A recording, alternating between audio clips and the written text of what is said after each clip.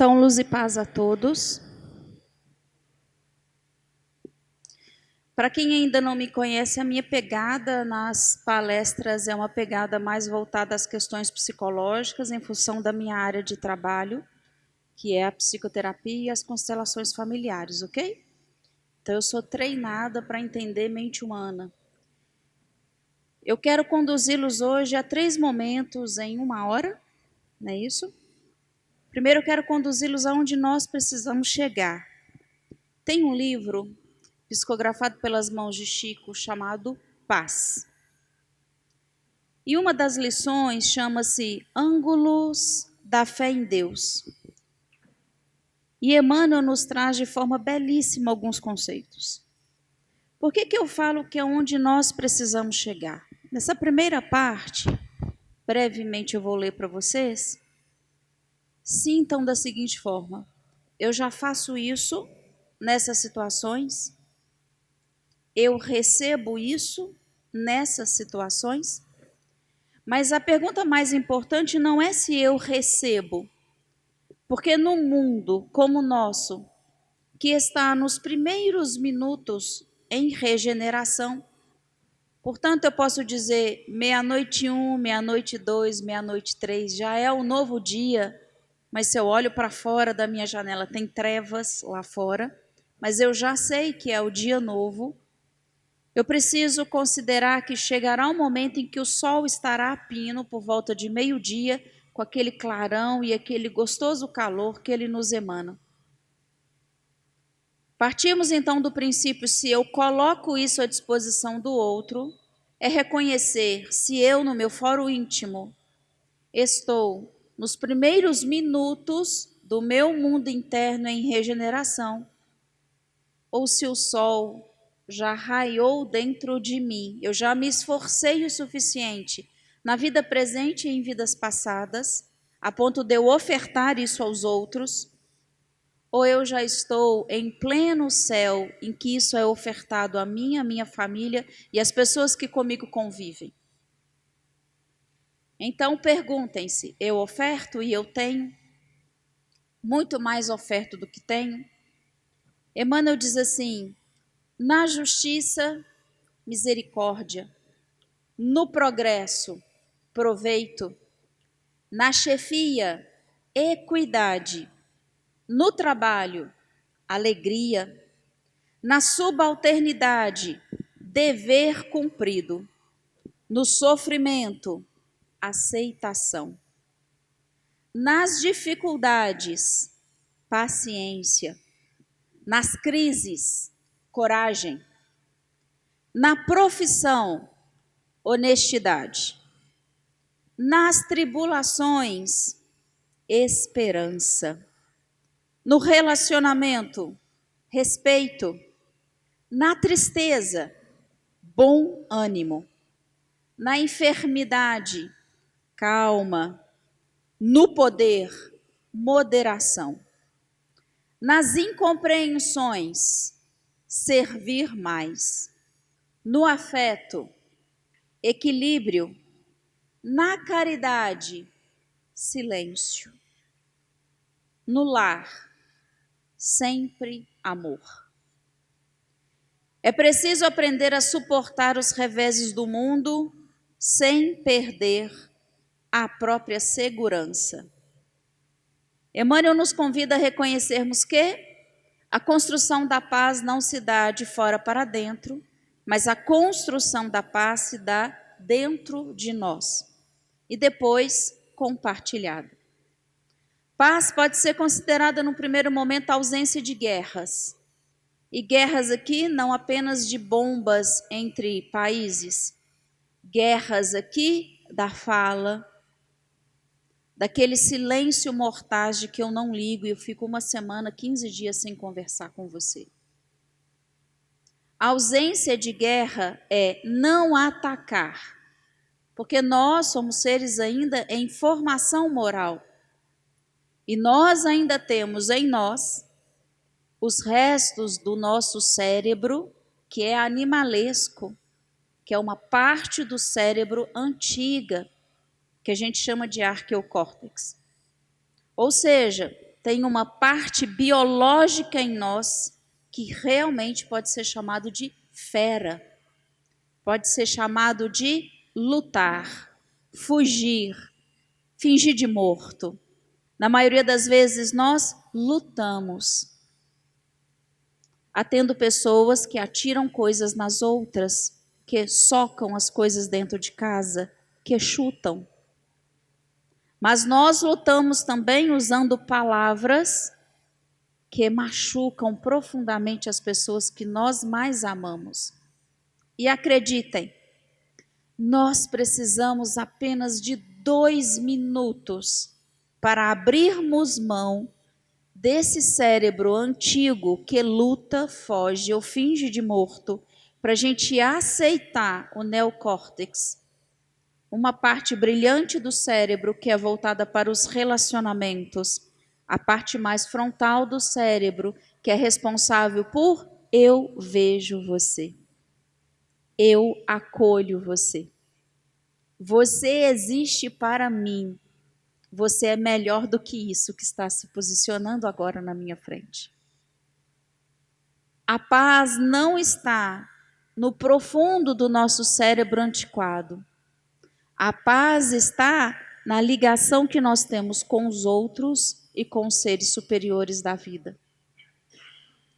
Não guerrear já é estar a serviço da paz. Silenciar-se muitas vezes já é estar a serviço da paz. Mas prestem muita atenção. Não é um silêncio contínuo e fingir que o problema não existe. Porque nós temos muitas vezes 2 tipos de seres humanos. Um primeiro tipo que briga, grita, acha ruim, agride com as palavras.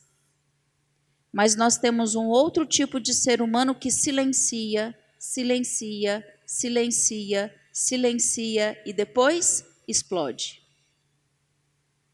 Não fiquem nesses 2 lugares.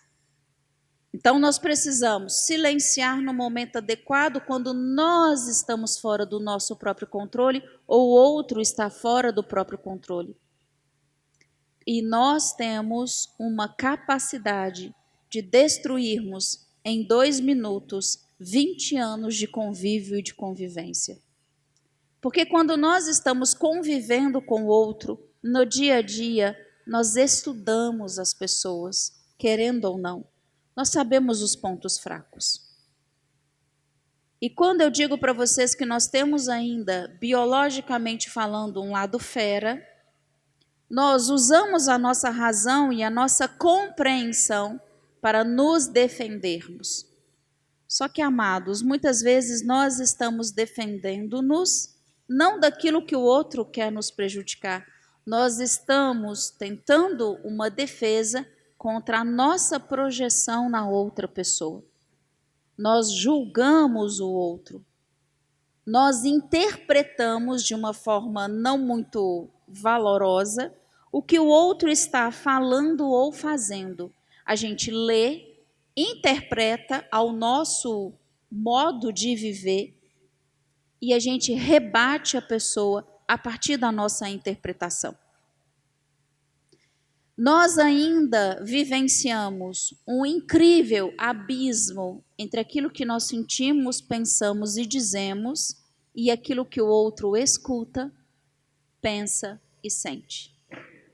Se a gente toma como consciência que existe um abismo na nossa comunicação, o que eu sei, o que eu estudei, o que eu penso, o que eu sinto, o que eu estou falando para vocês é uma coisa. Como vocês vão ouvir, pensar, interpretar e usar, eu não sei. Eu tento então criar pontes entre o que eu preciso falar e o que vocês precisam ouvir. A comunicação humana, ela precisa ser estudada. A gente precisa aprender como me comporto para ser acessível ao outro. E em muitos momentos nós não estamos em condições de nos colocarmos acessíveis. Ou o outro não está em condições de nos ouvir. E nós temos um péssimo hábito de dizer ao outro assim: agora você vai me ouvir. Agora é a minha vez de falar. Como se fôssemos detentores de toda a verdade, como se o outro fosse obrigado a nos ouvir. Eu costumo dizer que a gente precisa levar para dentro dos nossos lares uma ética empresarial. Quem aqui tem chefe ou já teve líder de equipe? Para você chegar perto do seu líder ou de quem está imediatamente acima de você, você não reflete? Não pensa no discurso? Não faz pauta? Não escolhe o melhor perfume, se puder, a melhor roupa, o melhor momento, o melhor jeito para conversar? Por que em casa não pode ser assim? A paz começa com as nossas atitudes. Eu preciso ter consciência de que eu vou construir paz dentro de mim, a começar por ausência de guerra, para depois chegar num estado de alma onde a tranquilidade é permanente, onde nada me abala. Paz é uma ligação por nos sentirmos dentro do Pai. Tanto é que a gente tem uma cultura católica nas nossas famílias e tem uma parte da missa em que a gente escuta: a minha paz vos dou. Não é assim no ritual católico? Não é Jesus nos dando a paz dele? Portanto, essa fala traz, na minha percepção, uma grande chave. Quando eu, Gisele, não estou conseguindo construir a minha paz naquele momento, seja com meu esposo, com meus filhos ou com a minha mãe, eu solicito a Jesus que a paz dele venha até mim. Senhor, faz meu empréstimo, porque eu não estou dando conta dessa criatura neste momento. Eu não tenho estrutura psicológica, intelectual, emocional para dar conta agora dessa pessoa. Dá-me sua paz um pouquinho. E eis que por milagre, ou será que por amor, a gente passa a sentir um alívio no coração e reconhece que, naquele momento, Jesus nos deu a paz dele. E isso faz com que nós nos reconectemos com a nossa paz. Dando sequência, então, eu trouxe para vocês do mesmo livro Paz, de Emmanuel, Chico Xavier, uma outra passagem em que ele fala aos pés dos nossos ouvidos e nossos corações. Deixa eu só chegar nela.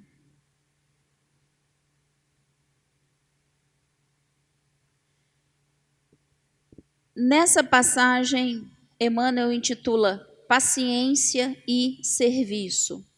Ou seja, paz requer paciência. E a paciência não se instaura gratuitamente em ninguém. Se você quer ter paciência, obre. E ele começa assim: paciência não é inatividade. Ou seja, paciência não é você ser bobo ou trouxa. Será um estado de compreensão, já que não dispomos de palavras para defini-la. Prestem atenção no que Emmanuel está dizendo. Paciência é algo que nós não temos palavras para definir ainda para vocês. Portanto, vamos chamar de um estado de compreensão, em que você compreende o todo. E aí vale uma dica de psicoterapeuta. Quando você estiver numa situação em que você achar que o outro está roubando a sua paz, o outro está roubando a sua paciência, tenha em mente que ali tem elementos que você não sabe, mas que você pode supor que existam. Suposição é, vou dar um exemplo para vocês. Ontem eu estava com a minha mãe no hospital, ela está aguardando, ela levou um tombo e quebrou a patela. Está aguardando então cirurgia, ok? E aí de manhã vem o médico para dizer o que ia acontecer. E aí vocês imaginam o que é hospital, a gente dias esperando, doida para a cirurgia acontecer, para a gente ir embora. Quem acompanha a gente no hospital sabe, né? A vida da gente toda fica transformada, a gente fica em prol do enfermo para que ele se recupere, para a gente voltar para a vida da gente. Só que a vida da gente não para, né? Então o trabalho está lá, os filhos estão lá, as responsabilidades estão lá. Então você fica no meio de um malabarismo nisso tudo. Aí quando o médico entra, todo mundo do quarto quer saber qual a data da cirurgia. O médico olha para mim e fala assim: não tem como saber a data, não tem como nem te dar uma previsão.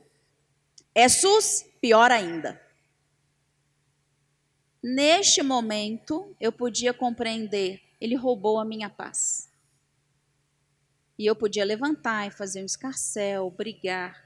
O meu primeiro pensamento foi: meu Deus, ele estava de folga. Eles não operaram tanto na semana passada, porque eles têm direito a descanso.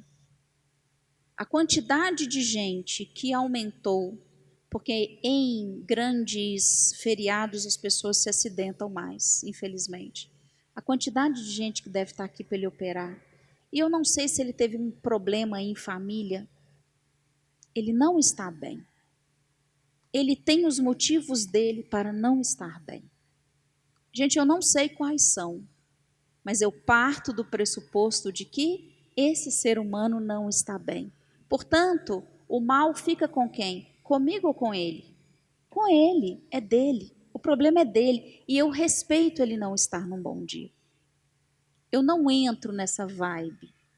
Só que eu preciso ter consciência de mim o tempo inteiro. Se eu estou em casa e meu filho começa a testar a minha paciência, eu preciso ter consciência. Ele é um jovem. O que é que ele quer? O que é que ela quer? Nós não fazemos isso com frequência. Nós, o tempo inteiro, olhamos para a nossa vida como se ela fosse uma referência para o outro. Esse é o nosso engano. Os outros não orbitam ao nosso redor. Todos nós estamos orbitando ao redor de algo muito maior que é Jesus. Essa compreensão precisa ser diária em nós. Portanto, paciência não é inatividade. Será um estado de compreensão, já que não dispomos de palavras para defini-la, compreender o outro. Compreensão com espírito de serviço, capaz de aceitar as dificuldades da existência, com o dever de cooperar para que desapareçam. O que eu posso fazer diante deste momento para que a minha paz seja retornável? Se eu sair do meu equilíbrio, o que eu preciso fazer para que a minha paz seja reconstruída por mim? Vale técnica de oração, de tomar passe, de reflexão, de contemplação. Vale fazer yoga, atividade física, vale tomar uma homeopatia, vale fazer uso de óleo essencial, vale fazer uso de remédio psiquiátrico se for necessário. Vale até tirar férias de um dia de alguém para que a sua paz retorne. Vale você se cuidar. Nada vale neste mundo você perder a sua paz. E se muitas vezes o problema está enorme, quer dizer que você não dá conta de resolvê-lo sozinho, sozinha. Você talvez precise solicitar a ajuda de alguém. Seja da área de saúde, seja de apoio de amigos, seja da religião, seja de outras pessoas da família. Se você é um ser humano que está sempre na ausência de paz, não se dê esse luxo, porque isso não é luxo. Estar o tempo inteiro nervoso, nervosa, ansioso, agitado, não é o normal de nós seres humanos. Momentos assim são normais. Permanência nesse estado não é normal. E muitas vezes nós precisamos de ajudas externas para voltarmos ao nosso equilíbrio. Emmanuel completa assim: a vida nos propõe variados desafios, com a finalidade de descobrir as nossas qualidades potenciais e desenvolvê-las para que venhamos a realizar o melhor em benefício dos outros. Aqui Emmanuel nos dá uma pincelada de mistério. Quer encontrar a paz? Coloque-se a serviço dos outros, mas não exclusivamente a serviço dos outros. E onde é que nós adultos nos colocamos a serviço dos outros? No nosso trabalho. Onde quer que você trabalhe, no que quer que você trabalhe, faça como se o próximo cliente, ou paciente, ou pessoa ligada fosse o Cristo. Se você tivesse que dizer a Jesus hoje o que você fez, o que você contaria para ele? Não num relatório profissional, mas numa conversa entre amigos. Se você não tem muito o que contar, refaça suas experiências. Reconhecer que há uma divindade no outro, mesmo que o outro não saiba e não reconheça, é o primeiro passo para a nossa evolução neste mundo. Reconhecer que existe algo de extraordinário e de grandioso na pessoa que está à minha frente é o primeiro passo, mesmo que essa pessoa ainda não saiba. Vocês podem ter certeza absoluta, nós só estamos aqui hoje porque em várias vidas sucessivas, muitos seres olharam por nós e apostaram em nós. Mas não uma aposta para ganhar ou perder, uma aposta significativa de ganhar ou ganhar. O amor faz com que nós vejamos quem o outro será. Amor é uma escolha, mas também é uma dádiva, é uma graça. Se você se conectar com a sua capacidade de amar e ela antecede você, porque Deus é amor, portanto amor é uma pessoa e você foi emanado de Deus por amor, portanto você já habita no amor desde antes de existir. Se você toma isso como base para a sua vida, você é capaz de ver num determinado ser humano algo de extraordinário que ninguém viu ainda. O amor faz com que a gente tenha visão de raio-x, a ponto da gente perceber a pérola preciosa dentro de uma ostra que está subterrânea em algum lugar do mar. Vocês conseguem acompanhar isso? Se estivermos conectados com o amor, a gente consegue conhecer alguém sem paixão destruidora. Pode ter pitada de paixão, mas sem a paixão como mestra da relação. Pode ter atração física, mas sem a atração física como mestra da relação, se for numa relação de casal. Mas a gente pode olhar para um filho, um amigo e até um desconhecido e reconhecer que nele há uma pérola que nem ele se dá conta que existe. E nós podemos ser aquele ser humano que bate na ostra e que diz: se abra, é seguro se abrir. Como fazer isso sem paciência? Como fazer isso sem tolerância? Como fazer isso sem servir ao próximo? Não tem jeito. Sirvamos. E quando a gente entra numa vibe, que é uma palavra moderna, para a gente servir por amor, o dinheiro vem como consequência. Exatamente o que a gente precisa na quantidade necessária, no tempo necessário. Nunca falta. E sempre vem mais.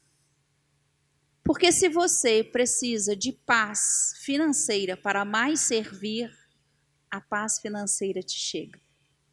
Se você precisa de paz nos seus órgãos, ou seja, saúde para bem servir, os conhecimentos da saúde chegam. Se você precisa de paz porque você tem um íntimo, no íntimo, uma vontade de se relacionar bem com os outros, as pessoas certas chegam, os livros certos chegam, o conhecimento certo chega, a ampliação de consciência chega para que você possa amar melhor a pessoa que está ao seu lado. Isso é lei cósmica e a gente está descobrindo isso agora como humanidade. Mas Emmanuel desenvolve assim: isso ocorre porque auxiliar aos que compartilhem da estrada é sempre angariar apoio a nós mesmos. Sirvam, acolham, ajudem, e vocês também serão ajudados, acolhidos. Emmanuel continua assim: tenhamos paciência, e ele põe essas duas palavras em aspas. Duas palavras que não nos indicam a indiferença, e sim nos procuram um ânimo para colaborar sem alarde na extinção dos tropeços com que sejamos defrontados. Paciência, então, aqui não é fazer algo que seja instagramável. Paciência aqui não é fazer algo para que alguém te admire. Paciência aqui é continuar com uma consciência e um sentimento reto de que você foi o melhor que pôde naquele dia para outro ser humano. Porque é isso que é ser humano, um ser sociável. Nós nos relacionamos o tempo todo. E em Hellinger, a gente aprende que muitas vezes, muitos seres humanos têm uma necessidade maior de pertencimento do que amor. Isso nos choca. Quando a gente vai trabalhar com indivíduos que para pertencerem escolhem morrer, adoecer e sofrer, para serem vistos e reconhecidos, isso entristece o coração. Nós precisamos pertencer o tempo todo. Nós pertencemos a uma sociedade que está adoecida, mas nós pertencemos. Nós pertencemos a uma família fruto de outras existências, com inimigos e amigos, nós pertencemos. Nós pertencemos a um trabalho, nós pertencemos a uma profissão, nós pertencemos a um Cristo, nós somos dele. Se a gente sai ampliando a nossa consciência, e tem algo que a gente aprende no Espiritismo e que a gente aprende muito nos estudos da alma humana, é que dizer sim para aquilo que está difícil, muitas vezes é o caminho. Não é um caminho, é o caminho. Eu digo sim para isso que está me acontecendo neste momento, e eu aceito que é do jeito que é, do jeito que está. Eu digo sim, a gente chama em constelações familiares de assentimento. Assentir, concordar, mas não só com a razão, é quando eu faço isso. Baixo a minha cabeça, o meu ego, o meu orgulho ao mal que chegou até mim. E apenas digo sim, você chegou. Porque somente quando eu me vergo ao mal é que eu percebo as grandes possibilidades de crescimento contidas nele. Mas o que é que nós fazemos? Nos afastamos e queremos solucionar de uma forma rápida, de uma forma fast food, o que não é possível. Não é possível digerir rápido muitos males que nos acometem. É necessário que mantenhamos a paz em Deus, em Cristo, nos seres superiores, para compreendermos o que se passa naquele momento nas nossas existências. Primeiro a manutenção da paz, depois a compreensão do que se passa. Consegue entender? Emmanuel continua: se te encontras à frente de provações inevitáveis quer dizer que você não pôde evitar. Porque tem coisas que a gente pode evitar e a gente não evita. E a gente tem que aprender a racionalizar isso. Vou dar para vocês, dentro do exemplo que eu dei da mãe que está adoecida. Quando ela caiu e quebrou a patela, nos dias seguintes eu comecei a pensar assim: Será que eu fiz tudo o que eu podia ter feito para evitar o acidente dela? Porque ela está na nossa responsabilidade. E eu me lembrei que eu troquei todos os sapatos dela que estavam instáveis. Então eu fui até a casa dela, na época ela não morava conosco, dei uma olhada em todos os sapatos. A senhora usa? É confortável no pé? Vamos tirar? Uma senhora de 74 anos não dá conta de um salto. Vamos fazer a troca e nós compramos sapatos para ela. Quando eu me lembro que eu fiz isso, a minha paz permanece. Porque eu tive a ideia, fui e fiz. Mas eu refleti sobre vários outros comportamentos que eu tive com ela. Se eu fiz tudo para evitar que ela caísse, e ela caiu, é uma provação inevitável para mim, vocês concordam? Eu fiz o meu tudo. Agora, se eu pensasse assim, poderia ter trocado os sapatos e não troquei, coloquei-a numa situação de risco, eu teria que me haver com a minha culpa, o meu remorso, os meus sentimentos de que eu não fui o melhor possível dentro da minha condição naquele momento. E aí está, então, um outro ponto que a gente precisa trabalhar. Culpa, arrependimento e remorso. Cuidado com a culpa. A culpa é um sentimento que é uma grande armadilha espiritual. Porque ao mesmo tempo que ela nos mostra que nós fizemos algo de errado, ela não nos proporciona refazermos a atitude, refazermos o comportamento, seguirmos adiante, aguardando uma oportunidade de fazermos o bem. Culpa é uma pegadinha emocional. Nos próximos dias, reflitam: onde é que eu estou me sentindo culpado, culpada? E por quê? O que eu fiz de errado? Assuma seu erro se ele existir. Assuma sua pequenez se ela existir. Sempre existe. Assuma então que não foi possível fazer diferente. Assuma então a situação de ser um ser inacabado, necessitado de melhoria. Quando a gente assume que a culpa é nossa, por incrível que pareça, junto com o peso da culpa, chega uma força para darmos conta dela e seguirmos adiante. Assumir a culpa quer dizer dar o passo adiante para ultrapassá-la. Agora, se a situação é frente a provações inevitáveis, olha o que Emmanuel nos diz como professor: aceita-as por amor a ti mesmo, a fim de que não se ampliem em detrimento de tua própria paz. Quantas vezes nós perdemos a nossa paz porque nós não aceitamos os reveses da vida?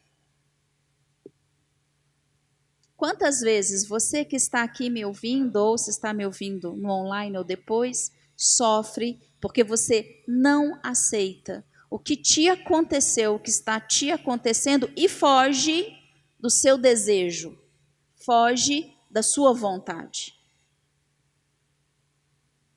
Se eu não aceito, então, eu perco a minha paz e eu começo um redemoinho de sofrimento, que é difícil de sair. E nesse redemoinho eu tenho culpa, remorso, arrependimento, ou eu culpabilizo o outro.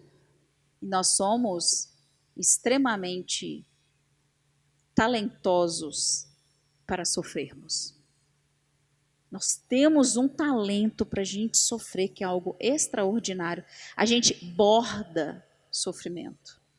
E a gente tem algo que é extraordinário, que é utilizar tudo aquilo que nos aconteceu ao longo da vida, mais os conhecimentos que nós temos, para fugirmos da responsabilidade de que cabe a nós a solução dos nossos sofrimentos.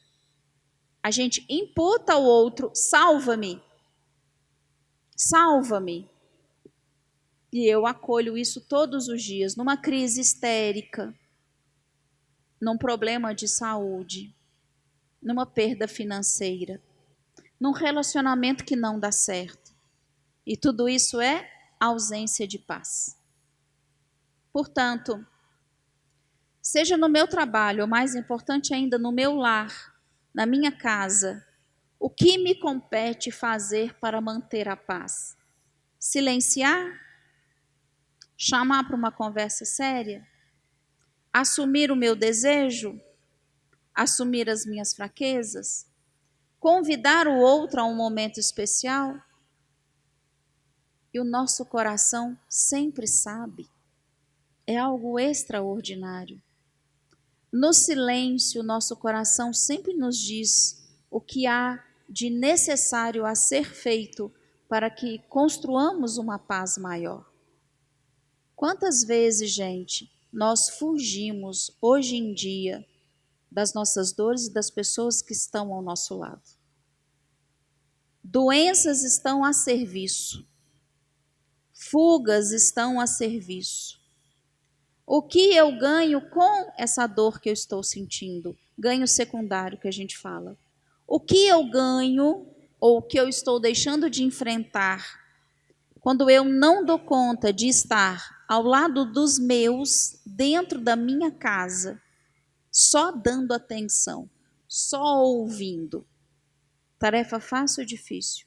Dificílima. Dificílima tarefa. E Yuri, meu caçula, tem 13 anos, está na fase de basquete. Eu já não aguento mais ouvir sobre times de basquete. Os lances de basquete. E eu não entendo nada. Mas ele já teve várias fases. E o que ele me pede é: mãe, me escute, esse é o meu mundo. Entre nele e comigo. Vocês imaginem que tem sábado que eu estou cheia de serviço, o que eu faço? Fico 3 horas sentada vendo o menino jogar basquete lá em Taguara. O marido acabou de me lembrar, isso quando a gente não fica ouvindo a bola picando na varanda de casa e a gente tentando fazer um pof, pof, pof. Tem horas que eu escuto e eu penso, é a fase, Gisele, fica na sua paz, é a fase, o barulho. Gisele, isso passa, já passou essa e aquela outra fase. Gisele, desconecta, desconecta. Eu preciso me concentrar, porque eu preciso reconhecer que ele está em crescimento. Quantas vezes nós estamos diante de qualquer pessoa, um colega de trabalho, sabe aquele primo chato que bebe a mais e vai conversar com a gente, já tendo uns, né? E vai contar a vida inteira de sofrimento? Será que naquele momento ele não precisa, não é, ser ouvido? Com Jesus é sempre um pouco mais. Eu adoro essa frase. Com Jesus é sempre um pouco mais. Tem momentos que a gente está doido para sair de uma situação. Mas se a gente não olha os outros nos olhos, a gente não reconhece o que o outro precisa. E nós hoje em dia ficamos no telefone, escutando, respondendo. A gente não se olha mais. Porque se tem algo que faz com que a gente se conecte com o outro, é o olhar. Saiam daqui hoje com a certeza de que para vocês retornarem à paz de vocês, primeiro, solicitem-na ao Cristo, que a gente não tem muito mesmo não. Segundo, olhem os outros nos olhos e reconheçam que você não sabe quando é que você terá essa pessoa novamente na sua vida. Você não sabe quando é que essa pessoa vai retornar à sua vida nas próximas reencarnações, e você não sabe quanto tempo você esperou para que essa pessoa estivesse na sua vida nessa existência. Se eu começo a olhar a vida com os olhos do espírito imortal que sou, tudo toma uma outra dimensão. E para manter a paz, vai mais uma dica. Eu tenho que acabar aqui, né? Que é a seguinte: está diante de uma pessoa que está te dando um problema? Lembre-se, já foi bom antes? E principalmente isso em relacionamentos, tá, gente? Casal. Ele, ela, ele, ela, tá bom? Já foi bom antes? O que foi bom? Lembre-se que eu disse que a gente tem um requinte para sofrer? Nós temos um incrível apego ao sofrimento. Então, se eu estou passando por uma fase difícil com meu esposo, Silvio Luiz, eu me lembro de tudo de errado que ele fez nesses últimos dias. E eu passo e repasso, passo e repasso. Estão lembrados que eu comentei com vocês que nós temos requinte para sofrimento? Aí desse passo, repasso, passo e repasso, eu lembro do que ele me fez há 5 anos atrás, há 10 anos atrás. Se é casado mais tempo, então remonta 50 anos. E as mulheres têm uma memória extraordinária para saber até a roupa que nós estávamos usando no dia que nós sofremos. Porque naquele dia, e aí desce aquela dissertação, aquele pergaminho que a gente desenrola. Nós temos uma escolha entre guardarmos o sofrimento, guardar por guardar. Sabe aquela coisa de vó antiga, de 1 hora serve? E aí quando ela morre, o baú está cheio de coisas lindas e parte do enxoval já foi todo comido pelas traças. E aí o trem já está demodê, o que era branco já ficou amarelo. E aí ninguém usa. E aí a gente tem dó de usar porque ela não usou. A gente faz isso com o que a gente vive. A gente guarda em baú, que eu vou chamar de caixa de Pandora. Tudo que é miséria humana está ali. E a gente repassa, passa, repassa, passa. Isso é uma escolha. Em muitos momentos, diante dos pacientes que eu atendo, eu faço a seguinte pergunta: como foi nos primeiros 3 meses? Aí a pessoa fala assim: foi bom, mas na semana passada ele. Não, peraí, como foi nos primeiros 3 meses? Nós temos dificuldade para nos reconectarmos ao que nós sentimos de bom por alguém em alguma fase da vida. Sabem por quê? Porque nós carregamos contra a paz interna o sentimento de vitimismo. No meu caso, porque o Silvio Luiz está fazendo isso comigo, porque o Silvio Luiz não sei o quê. Ou seja, eu coloco para ele a responsabilidade da minha felicidade. Mas se eu reconheço que eu estou vida após vida, e vida após vida, e vida após vida, nesse movimento interno de inferioridade, coitada de mim, como sofro, só escolho gente que não me valoriza. Se eu reconheço que eu estou nesse lugar, eu escolho todas as mulheres do mesmo jeito, elas sempre aprontam comigo. Se eu escolho que eu estou, reconheço que eu estou nesse lugar, eu passo para um outro ponto. Para manter a minha paz, para conquistar a minha paz, qual é a minha cota de participação nessa merda que eu estou vivendo? Porque é assim nesses momentos, não é, Gisele, o que você está vivendo, vamos analisar. Ninguém aqui vive isso no momento que está sem paz. Qual é a minha cota nessa situação caótica que eu estou vivendo? Queiram descobrir. E se for relacionamento de casal, você pode até ficar com raiva de mim nessa noite, mas eu sei que você é cristão e você vai me perdoar depois. Relacionamento de casal, nos ensina Bert Helling, é sempre 50-50. 50% da responsabilidade é sua, 50% do outro. Mesmo que os seus 50 seja boa parte inconsciente, mas são seus. Quando eu vou então para essa postura ativa de construção da paz, eu começo a querer compreender por que eu sofro agora, por que aconteceu há 5 anos atrás, há 50 anos atrás, por que na minha infância foi desse jeito, por que na minha família é desse jeito, por que as mulheres da minha família são assim, por que os homens da minha família são assim. O que ainda não foi aprendido? O processo de descoberta já promove paz. Escutem bem isso. O processo de descoberta, enquanto eu me esforço para saber do que se trata, qual é a minha cota de participação, já promove paz. E ao sair desse lugar de inferioridade, eis que a paz chega e permanece. Emmanuel continua assim: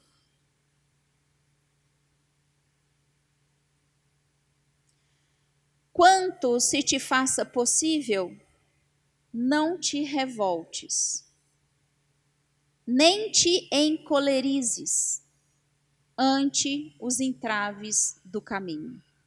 O que ele fala é sem cólera e sem revolta, mas ele traz algo importante: quanto se te faça possível. Se você se encoleriza muito, começa a diminuir, começa a se tratar. E aí questiona, por que então eu neste momento me encolerizei, eu saí do meu normal, eu saí do meu equilíbrio? Quando nós estamos irados, encolerizados, revoltados, é sinal que nós já suportamos muito além do nosso limite. Então a gente suporta hoje mais um dia, e depois isso desemboca nesses sentimentos. Portanto, eu preciso fazer o caminho inverso e descobrir a partir de que momento eu não dei mais conta. O que eu preciso mudar para que não aconteça novamente? Quais são as estratégias?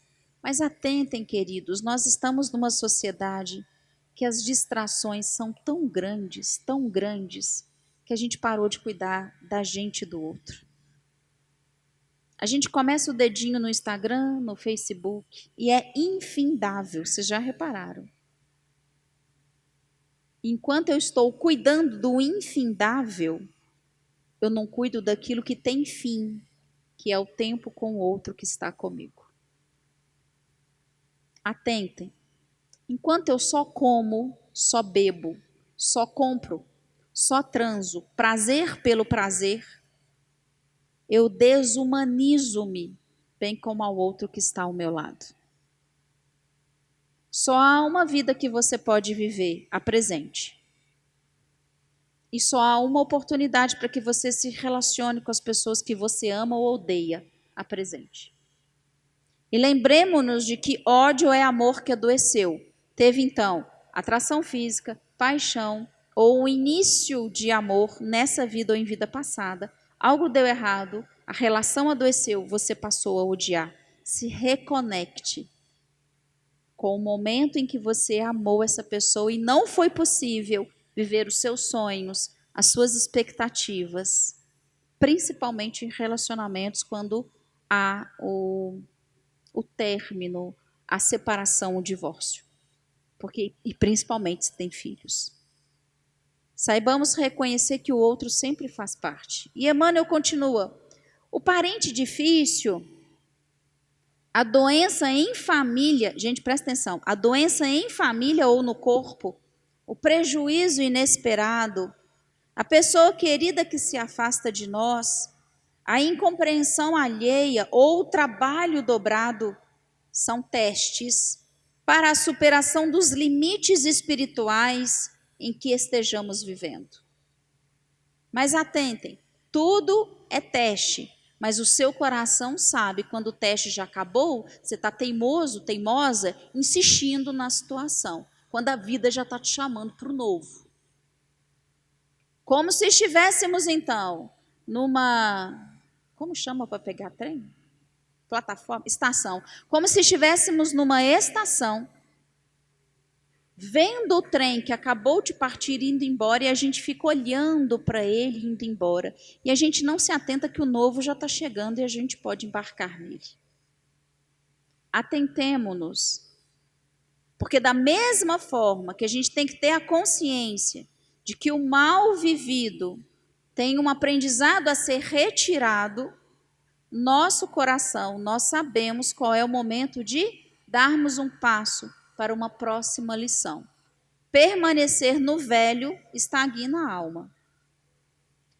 Segue na estrada que a vida te traçou, sem marginalizar-te em desânimo ou rebeldia. A paciência não é almofada para que nos entreguemos ao sono da inércia, e sim uma escora segura para que aprendamos a caminhar. Nós gastamos um tempo enorme naquilo que não funciona. Todas as vezes em que você estiver sem paciência com algo, entenda que a ausência de paciência, ela pode ser um termômetro, como o termômetro que mostra a febre. A ausência de paciência pode ser um termômetro para novas atitudes que a sua vida te convida. Para terminar, aprendi ao longo dos anos com o espiritismo cristão e consegui ver isso de uma forma muito clara e muito nítida no estudo da logoterapia em Viktor Frankl, de que a gente não precisa se indagar o que eu espero da vida. E essa é uma pergunta que a gente se faz todos os dias. O que eu espero da vida? Eu espero o quê? E a gente tem uma lista infindável quase. Mas a gente precisa transcender. A gente precisa ir além. e começar a se perguntar: o que a vida espera de mim? Percebem a diferença? O que a vida grandiosa espera de mim? E como eu vou para a vida encontrar sentido. Sentido aqui é cor, sabor, onde eu me sinto igual aos outros. E ao mesmo tempo em que eu me sinto igual, eu percebo que tem algo em mim que é tão único, que é tão meu, que eu sou tão singular, irrepetível e que eu posso compartilhar isso com os outros. Buscar sentido na vida é saber exatamente onde é o seu lugar, o que você precisa fazer, onde os ajustes são necessários e não mais fugir. Paremos de fugir. Paremos de fugir em tudo aquilo que é excesso. Excesso, inclusive, na falta. Quando falta, eu posso dizer que há um excesso na falta. Eu preciso ser pobre, excesso de falta de prosperidade, excesso de dificuldade. Eu preciso ser doente, falta de saúde, excesso de doença, excesso de enfermidade. Eu preciso estar sempre em péssimos relacionamentos, ausência de harmonia, excesso de brigas. Cuidemos das faltas e dos excessos. A vida não é 8 nem 80. A vida é o caminhar constante para um equilíbrio cada vez maior, como o pêndulo de um relógio, que cada vez mais com a evolução o livre-arbítrio se amplia e de um extremo a outro do relógio eu saio desse movimento mínimo e eu caminho para um movimento cada vez maior. Nunca chegando aos extremos, mas sempre naquela faixa de equilíbrio. Que vocês possam hoje solicitar a Jesus que redobrem a paz em vocês, ou se essa paz está inexistente, que você possa solicitar a Jesus que lhe dê a paz dele por um tempo. E que você possa permanecer na paz do Cristo enquanto constrói a sua. E para construir a sua casa, lembre-se, você precisa primeiro se cuidar. A gente sim tem que se dedicar ao outro, mas a gente só dá o que tem. Enquanto eu cuido do outro, eu me cuido. Enquanto eu me desvelo, eu me apodero do que é meu. Todos vocês têm dons especiais. Todos vocês têm talentos. Todos vocês estão aqui neste mundo por um motivo nobre e belíssimo. Todos os problemas que nós estamos vivendo nessa terra é para que a nossa luz brilhe mais. Mas não se engane, a paz não é para a próxima vida. Não é para brilhar na próxima vida. É para acontecer aqui e agora. Com a pessoa que está do seu lado. Com a pessoa que está na sua casa. Com o colega de trabalho. Posso ter o pior dia da minha vida. Eu sei que eu sou especial. Posso ter o melhor dia da minha vida. Eu sei que eu sou especial. E no melhor ou no pior dia da minha vida, eu preciso sempre pensar, você precisa sempre pensar, eu estou aqui por um motivo grandioso. E eu existo. Eu fui emanada de Deus por amor. E Ele me deu condições de honrar essa filiação, servindo aos outros no que eu sei fazer de melhor. Seja no mínimo ou no máximo. Que voltemos para os nossos lares em paz, com a paz do Cristo, e que possamos ampliar a nossa paz, gerando paz nos outros. Eu agradeço a oportunidade, espero ter servido da forma como vocês merecem. Gratidão.